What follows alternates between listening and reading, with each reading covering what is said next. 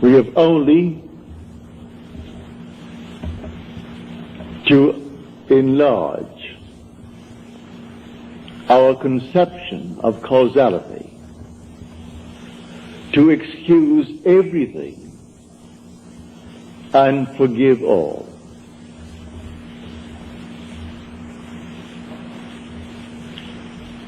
Now let me just state one little thought from Scripture first before we unfold it. As we are told in the 25th chapter of Genesis, in your limbs lie nations twain, rival races from their birth. One the mastery will gain, the younger or the elder reign. The first one is the sense man. I'm now looking at this room and all within it, and that is the sense man.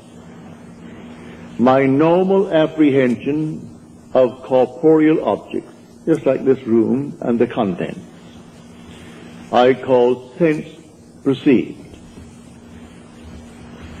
That which is not present, and yet I perceive them, I call that imagination. That is destined to rule. That is the second man, the Lord from heaven. The first man is of the earth, a man of dust. The second is from heaven. So here we are in this world, and this is the world of this dual state within every child born of woman. And so we have the physical man, the man of dust, and then we have the spiritual man, the man of imagination. That is the immortal man. When I see this picture of the duality of man and how all things are created by this hidden man, I forgive everything in this world that the physical man does. For the physical man is only a state. One being is playing all the parts. The part played by the thief is the same being playing the part of the judge who judges the thief. The part who is the murderer and the murdered, these are parts, but the being within is one. Now let me explain it first in the beginning with a simple story.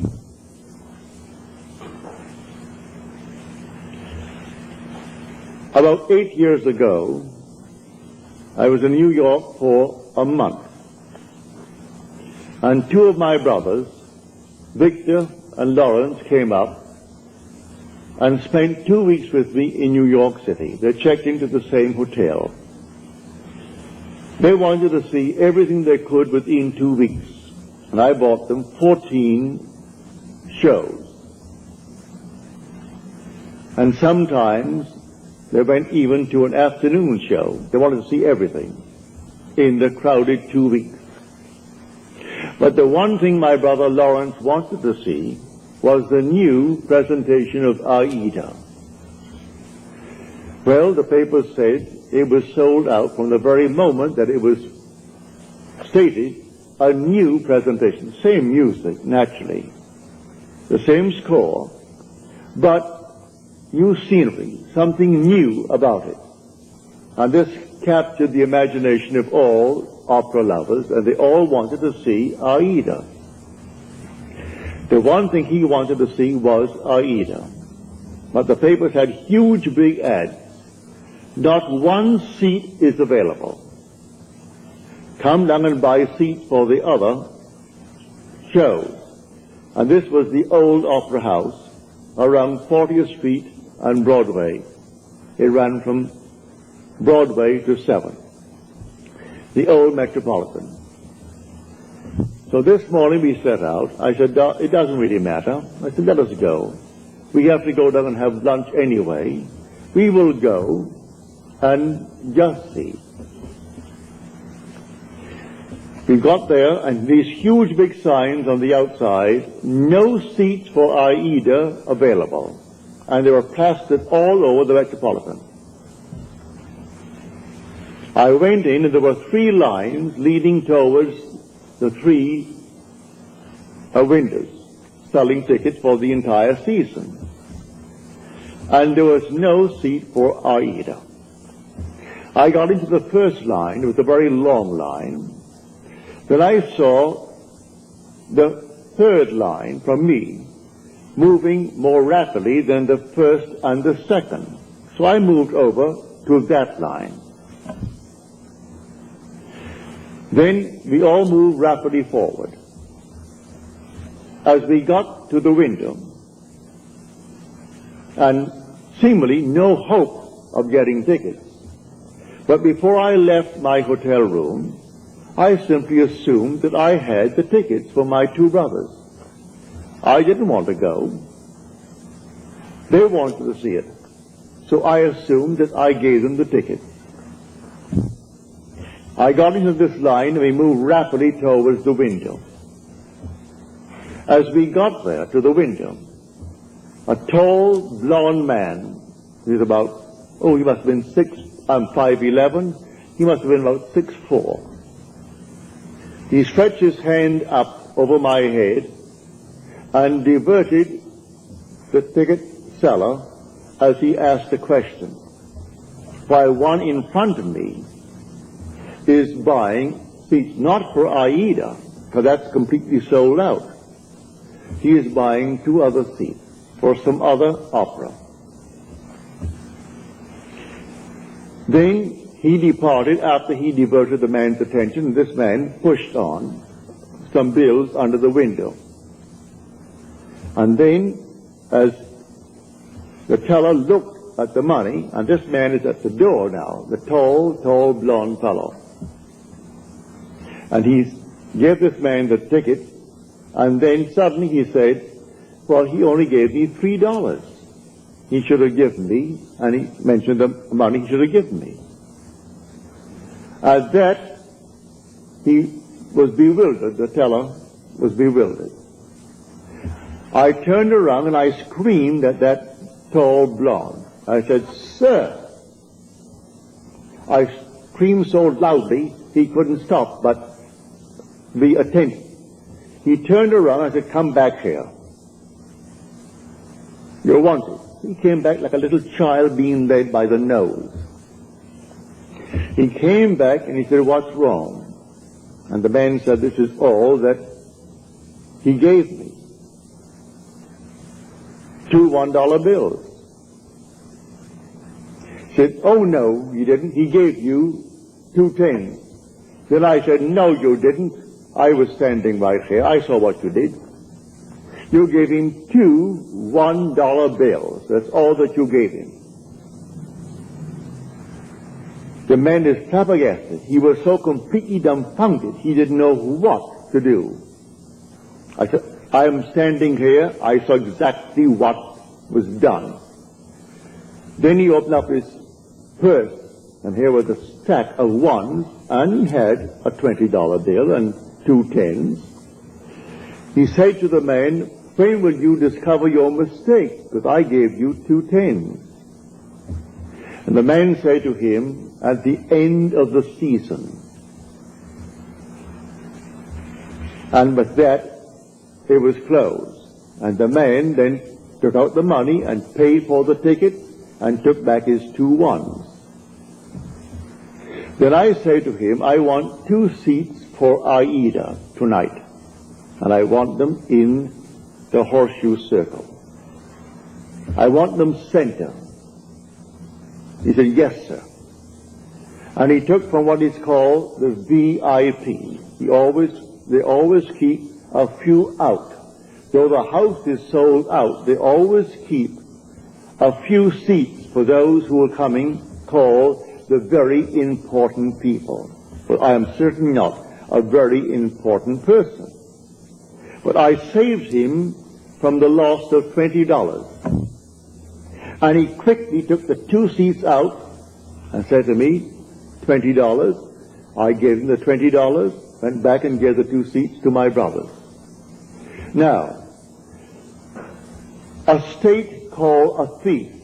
These 2 men have chosen to be thieves in their world.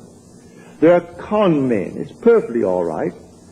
God made everything for its purpose, even the wicked, for the time of trouble. Read that in the 16th chapter, the 4th verse of Proverbs.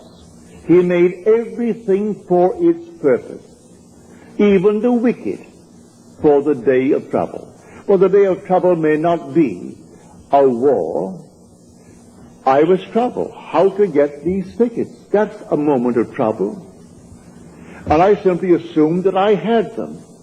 And I simply played my part in my imagination before I left my hotel room, that my brothers are going to see this show this night of Aida, the new presentation of Aida.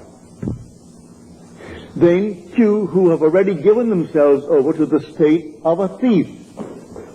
They had to actually come right into the line. I took the first line, then I moved over to the 3rd line because I saw it moving more rapidly. So he comes over to the 3rd line and plays his part beautifully. If he had not done what he did, I would not have received those tickets because I am not a very important person. But the man looked me in the eyes and said, here is an honest man. As far as he is concerned, I am an honest man who saved him from losing $20. And so he quickly took out the 2 seats. I paid for them, naturally, he didn't give them to me.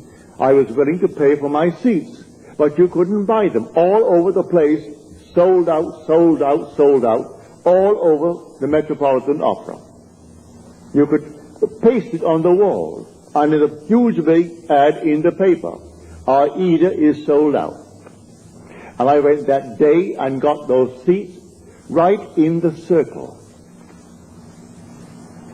in center row for my 2 brothers, because one man played his part beautifully. He had given himself over to a con man. He finds it easier to make a living being a con man. There are those who are pickpockets. There are schools that teach people to be pickpockets. Do you know that? They come right out of the school and go into a profession. All right, that's their part. They play that part. Now you play your part beautifully, and one of them can be instrumental in getting you what you want in this world. So I wanted 2 seats for Aida. Were it not for a con man in that world, I would not have had those 2 seats. So he comes into the line where I was in the line. He comes forward, and just as I got to the ticket window, he puts his hand over my head to divert the man's attention. And the one in front of me, who is buying 2 seats, not for Aida because you can't get them. He is buying 2 seats for something else. And he puts out $2 bills instead of 2 10s. And then this man starts, and I turned around as though I was inspired. And with my full voice, I said, "Sir, come back here." He had to come back. So he came on back just like a little child and stood next to me, and he looked down at me. He wouldn't dare budge. When I said, "You didn't give him anything more than what he's showing you now. You give him exactly what he's showing you." Because I was fair, and I stood next to you. He was helpless. He couldn't hit me. He was many inches my height. I'm 5'11", and he may be about 6'5" or more. A strong, strapping blonde. But he was impotent in my presence when I called him back. He only played the part. So should I not forgive him? There are infinite states in this world. And all you have to do is forget states. You play your part. And every state necessary to make your part come to fulfillment will be present at the moment that you need it. And so we went over to Longchamp for lunch, and my brother Lawrence and Victor, they had their tickets, and that evening they went to see Aida. So in your limbs lie nations twain. They are rival races from their birth. One the mastery shall gain, the younger over the elder reign. And the younger is the second, and the second man is the man from heaven. And that man is your own wonderful human imagination, who is God. And there is no other God.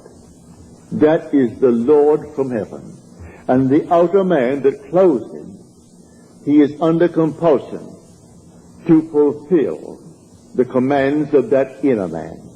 But everyone is falling into states, infinite states. To understand this world, you must think in terms of states. And so he has made everything for its purpose, even the wicked for the day of trouble. And so use everything, but you don't have to think of which one will do it. Forget it. Who will play the part? I never saw that man before.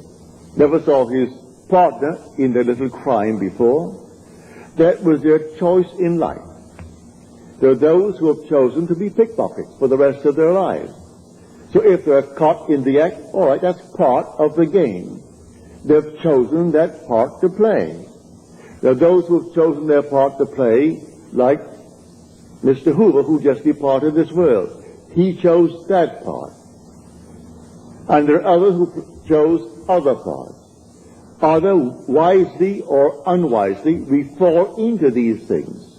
But when the inner man begins to awake, he selects his part wisely. It's entirely up to us. So I tell you, everything in this world that you want to be, you can be, if you know that there are only states. You move into the state because the occupant of the state does not differ from the occupant of any other state. The one who played the part that day of the con man to get 2 tickets for $2 instead of $20 and go on the street and sell them for $15 and make himself a quick few bucks. The same occupant is God. God is playing all the parts. So all we have to do is simply to explain a little bit our conception of causality, to actually excuse everything and forgive everyone in this world. I forgave him because he actually was instrumental in getting me the 2 seats for my brothers. Were he not playing that part at that moment, I would not have had the seats. But before I left my hotel room, I simply assumed that my brothers had their seats and they were going to see Aida, and they came home thrilled beyond measure. So we went down, and seemingly no hope. I wasn't concerned about any hope. There were 3 long, long lines. After all, you're selling not just for the show of the night. You're selling for the afternoon show. You're selling for the evening show and for the entire season. And buy a month in advance, 2 months in advance. They're all there. And so here are the lines. And there were 3 lines and 3 windows open. And what caused me to move to that moving window? The Father in me. He knew which one is going to play what part, because they're all in states. And my fellow is fully aware of all the states in the world. And if you can play a part to aid me in the fulfillment of my dream, you'll play. And so if I need a thief, there must be a thief somewhere. He was a thief. And he played a far better part in my getting the ticket than if he were an honest man. If he came up and played the part of an honest man, then the man would have said to me, he wouldn't know me, I'm not an important person, and so we have no tickets. Don't you sign? No tickets available. It's a sellout. But it was not a sellout, and a thief made it possible for me to get my 2 tickets. So when you see this, you forgive every being in the world. Everyone. They're all playing their part. So don't condemn anyone, because everyone will be instrumental in fulfilling your dream if you know this law. It's all infinite states. But remember, you are awakening to the reality of the second man. In this room, my simple apprehension of corporeal objects, the things on the wall, the hair, the chairs, the house, this thing for a wedding tomorrow, all this is preparation for a wedding. All this is, to my sense man, reality. And I think of something entirely different, and that is called only imagination. And that is the second man. Now, what do I want in place of what my senses are telling me?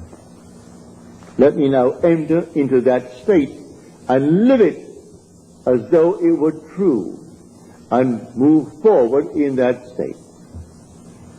Now let me show you the difference now, because we started with that statement from the 25th chapter of the book of Genesis. An idea that is only an idea produces nothing and does nothing.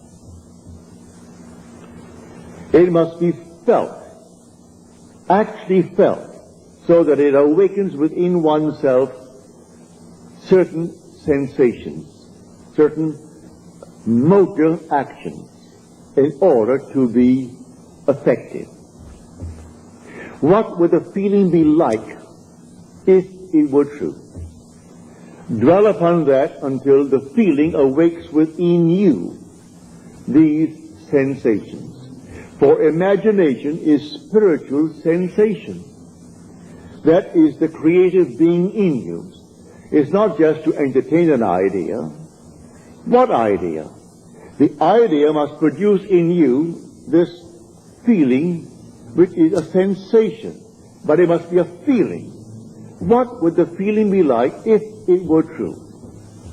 You dwell upon that until you catch that feeling. As Churchill said, that the mood determines the fortunes of people, rather than the fortunes, the mood. The mood precedes the fortune. So what would you want in this world? Well, contemplating. What would the feeling be like if you had it? What would it be like if it were true? That is the story of Scripture. If I could only feel that I am already the man that I want to be, that I'm already the woman that I want to be, and feeling, then it's not only an idea, which as an idea without feeling will produce nothing. Now it has everything, because in this story he said to the second man, "Come close, my son, that I may feel you." The secret is in the feeling. So Esau went out. He is the first man, covered with hair, the outer man. And Jacob is the inner man, the man of imagination, who is hairless. Isn't 2 little boys. These are only symbols. It's all in man. So come close, my son, that I may feel you. So he comes close and deceives his father through feeling. So the father feels, and he feels him just to be externally real. You can do it. There is no flower in your hand, but you can feel the soft velvet feeling of a rose. You can smell a rose, though it's not physically present. Try it. Try all these things with the inner man, And when you can actually feel it so that you raise your imagination to the point of sensation, to vision, then the whole thing is done.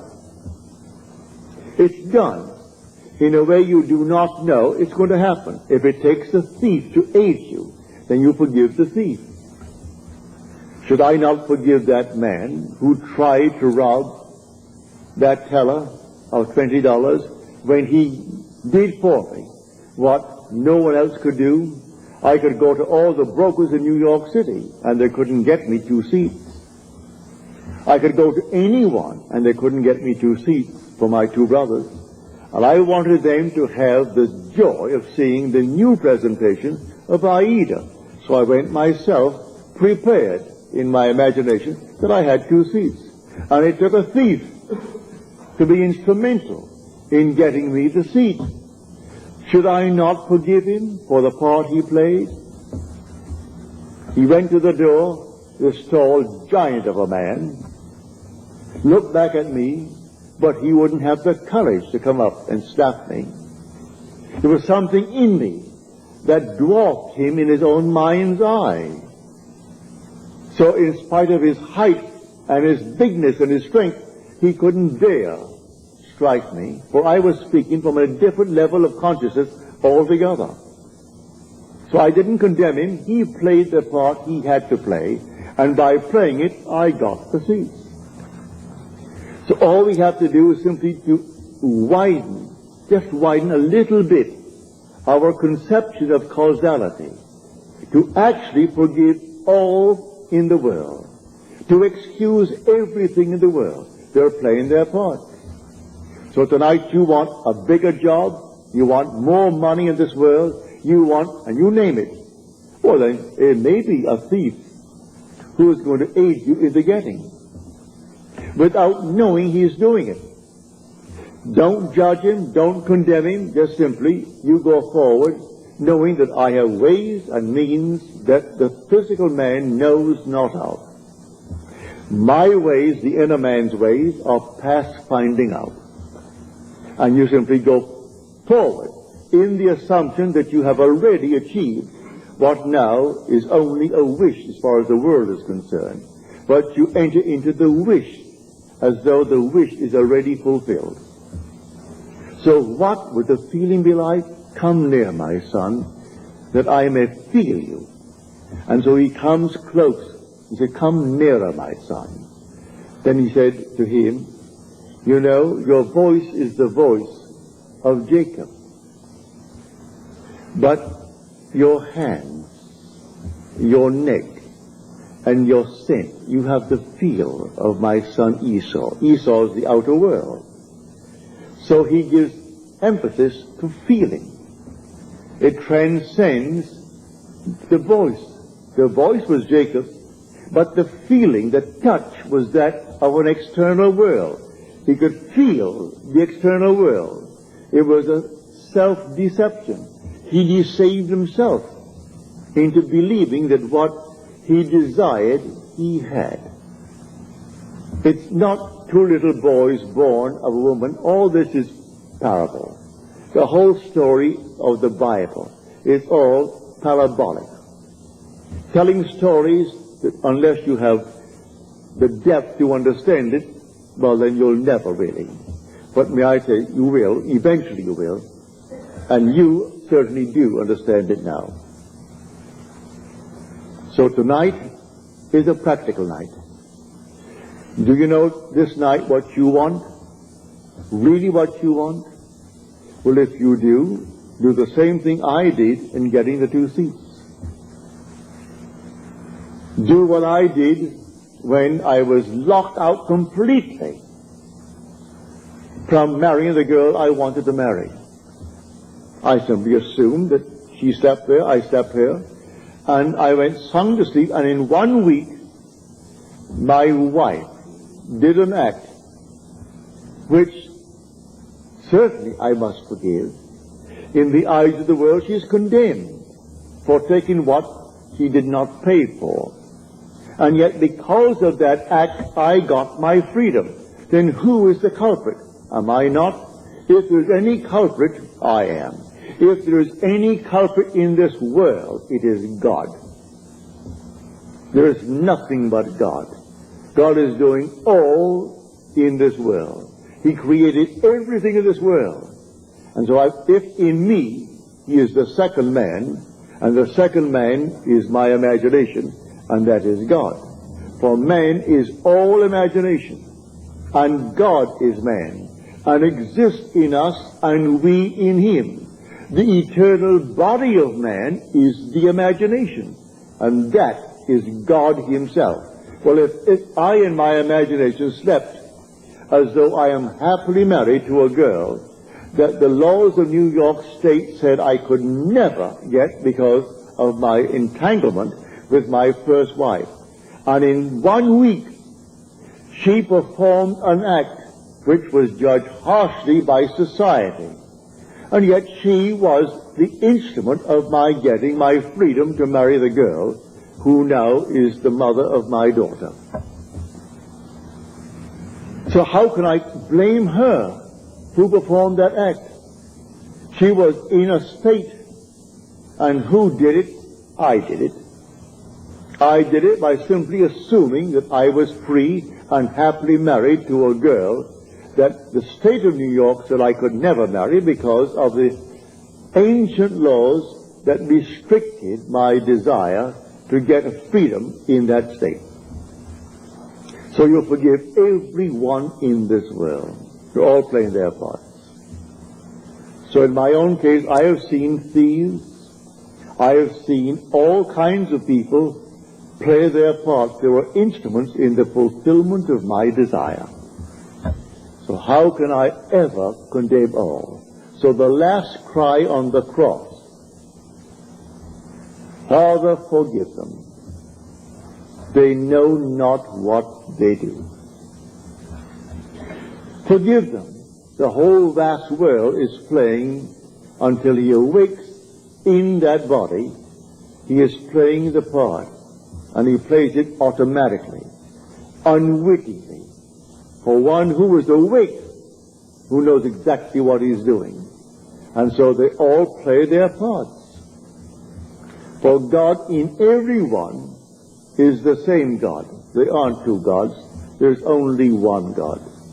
And that God is your own wonderful human imagination. When you say, I am, that's God. So tonight you just simply boldly declare that you are the man. You are the woman that you want to be. And walk in that assumption as though it were true. And then let all these sleeping states play their part. May I tell you, in spite of what they appear to be, they are sound asleep. They do not know. He thought he knew what he did. He came right into my line and played his part. I could remain on the first line and waited and waited and waited, and no one would have played that part there. I moved over to the moving line, and here he comes. And so how could I ever condemn him? How could I ever in any way feel other than thankful? I would say to him, thank you, because you played the part you had to play like a play. So someone comes in on the play, the curtain goes up, and here comes the monster. And he plays it beautifully. And the audience hisses and condemns him. If there's any condemnation of the part, where is the author? Send for the author, for he wrote the part. And the author, if there's any praise, give it to the author. Any condemnation, give it to the author. I know I played a part, a second part, on a play on Broadway. And if I didn't get a hiss when I came on, if they didn't hiss me, I felt I wasn't doing well. But I would say 99% of the time, as I came on and started to play my part, the audience hissed. Then I knew I was really on my toes. I was playing the part well. Because I was a cat in that part. And they couldn't restrain themselves, especially with the matinees, when they had children there. Lots of ladies and children, and they could not restrain their emotion, and they were hissing. Well, then I knew, Neville, you're getting over all right. So I was thrilled with their hissing, because I was playing only what was written for me to play. So, in this wonderful world of ours, we are infinite states. And everyone is in a state. But the one being in one state is the being in all states. There's only one player. God only acts and is in existing beings or men. He is in all the states, and his name in all states is I am. So someone chooses the part, and he wants to be, well, a thief. He finds it easier, he thinks, than getting up, going to work, and punching a clock, and punching it out. He feels it's better for him to live that life. All right, so he's chosen that part if he does it deliberately. Or he might have fallen into it through habit of others, and then it's unwittingly. All right, but he will also pay the price. That is the thing he has to consider. He'll pay the price because the part has a price with it. But in spite of that, he can be used in the fulfillment of your dream.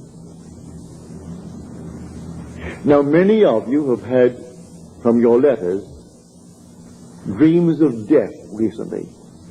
May I tell you, it's a healthy, healthy sign. Dreams are egocentric. You cannot grow and not outgrow in this world. To outgrow is to die. You die to one state and you move into another state. So anyone dreaming of death, many of you have dreamt of my death numberless times. As Paul said, I die daily. Every day he grows. If he did not die every day, well, then he didn't grow that day. So, death, when you see yourself buried, or you see yourself in a coffin, or you see these things in your dream, is only a beautiful symbol of your growth. You are growing, that's why you see yourself buried. Why you see yourself in a tomb. It's simply an expansion of consciousness. So you die to one state of consciousness as you enter a greater state of consciousness. So when people see themselves dying, or others say you're dead, it has nothing to do with a little physical body, because you don't die anyway. Not really, for nothing dies. It's always an expansion, an expansion, an expansion. So when you do see yourself being buried, give praise. You have died to your former beliefs. And these archaic concepts that you entertain, which only enslaved you, when now someone introduces you to a new idea, and you toy with the idea of accepting it, but you resist it for a while, then suddenly you see your body being entombed. It means it's gotten hold of you. These new ideas that will call you to an expansion of yourself. And so the old man dies that the new man may live. A seed must fall into the ground and die before it can be made alive. If it does not fall into the ground and die, then it cannot bring forth fruit. It simply remains what it was before. So if it dies, it bears much fruit. So don't be afraid of any vision of death. Death is the most glorious symbol in the mysteries of the expansion of consciousness. Man is expanding and expanding and expanding in this world. And one day, his wonderful imagination will awaken. And that is God. Then he sees the whole vast world as sleepers. All sleepers, and how can you condemn the sleeper? So he played his part. He played it beautifully. I can see all these things in my world where people play so many marvelous parts, and they were sound asleep, and they thought they were so alert, going to get the better of me, and their attempt to get the better was exactly what I needed to move on. Just move on. They had no idea they were playing their part beautifully. So I forgive all the thieves that came into my world. Even those who actually took from my pocket by not giving me what the contract called for. I thank them, because it simply allowed me to become all the more secure upon my own feet, and not think for 1 second that I depended upon them or upon anyone else in this world. So let them go their way. They're all sound asleep, playing their parts. But this thing that happened, I would say about 7, 8 years ago, it was so forceful in my mind. My brothers thought that I was very courageous with this giant over my head to do what I did. It wasn't any courage. At that moment, I saw what he did. And when I said to him, "You didn't do it at all. I saw what you did. You stuck $2 there, and there they are. You didn't give him any $10 bills." He opened up his purse, and I saw all these ones, oodles of ones, and then a 20 and a couple of 10s at the side. And then he pulled out the 10s and gave them, and took his 2 ones back. And then he went back to the door with the other partner of his, and looked at me as though he could have killed me, but he didn't have the guts to hit me. He couldn't. If I were that big, he could not have struck me, because I was speaking on an entirely different level. And on that level, when I knew I was going to get my seats, that's all that concerned me. Here comes the 2 seats. And the man said, "Yes, sir." He treated me as though I stood before him as the president. And he thought, now here is an honest man who saved me $20. I'm only playing the part. I only wanted 2 seats that night, because that's all that my brothers could give, because I had all these seats bought for them. All the shows on Broadway at the time within 2 weeks, and they went night after night, and matinees and everything else. Got it right up to their heads in shows. So I'm telling you, if you know of this dual being within you, in your limbs lie nations twain, rival races from their birth. One the mastery will gain, the younger over the elder reign. Now see that younger one actually reigns, and the younger one is your imagination. The older one is your sense man. The facts, these are the facts of life. What is my bank account? And I owe more than the bank account has in it now? Well, now that is Esau's judgment. Now, Jacob puts in 50 times what is there now. In my mind's eye, I have deposited 50 times more than is there. How it's going to happen, I don't know. I don't know any more than I knew that day when I started off with the Metropolitan Opera, how I'm going to buy seats. When the papers tells me you can't buy a seat, huge big ad, save your time, don't come. All other seats are available, but not for Aida. And I go down only for Aida, and I get them, because of a seeming thief played by the part of God. For God plays all the parts in the world. There is nothing but God. And say, I am, that's God. That is the Lord Jesus within you. That is your immortal being that cannot die. He cannot die. That is your eternal self when you say, I am. Imagination is not some vague essence. It is a body, a reality, an infinite body that is so perfect when it's awakened, that in its presence everything is made perfect. But while it is awakening, it exercises that power. and draws into its world everyone that can play the part for its fulfillment of its dream. So here, I hope you heard it clearly. I hope I made it as clear as I can, because tonight should be a very practical night. That you will go out knowing who you are. You are a dual being. But the first man is of the dust, and to dust he returns. That is the man of earth. The second man is the Lord from heaven, and he cannot die. That's your own wonderful human imagination. It cannot die. But it sleeps embodied in this tomb. And one day it will awaken. As I've told you in the past, the symbolism of Scripture will surround you. It's perfect. It is true. Everything told you in Scripture as to his birth, you are going to experience. And then your imagination awakens. And you trust no one but it.